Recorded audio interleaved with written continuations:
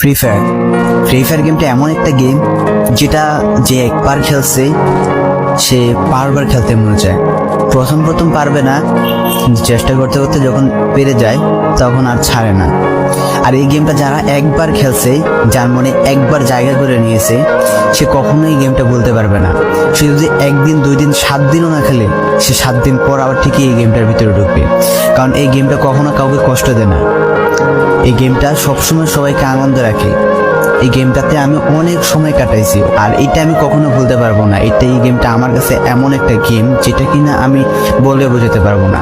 And এই গেমটা শুধু আমার কাছে না, আমি মনে করি যে প্রত্যেকটা ফ্রি ফায়ার প্লেয়ারের কাছে অনেকটা ইমোশনাল টাইপের একটা গেম হয়ে গেছে। কারণ এই গেমটাতে বর্তমানে যে অবস্থা হচ্ছে, যে গেমে এমন আপডেট দিতেছে, আপডেট দেওয়ার কারণে পুরো গেমটাই চেঞ্জ হয়ে যাচ্ছে। আগের ফ্রি ফায়ারের আগের মতো নেই। তো এই কারণে হয়তো কোনো এক সময় আমরা এই গেমটা ছাইড়া দিতে হবে, তবে ছাড়া হবে না। যদি ছাড়া হয় তাহলে শুধুমাত্র গেমটা ব্যান্ড হওয়ার পরে ছাড়া হবে। তো যদি পার্মানেন্টলি গেমটা ব্যান করে দেয় তাহলে আমাদের এই গেমটা থেকে বিরত থাকতে পারবো।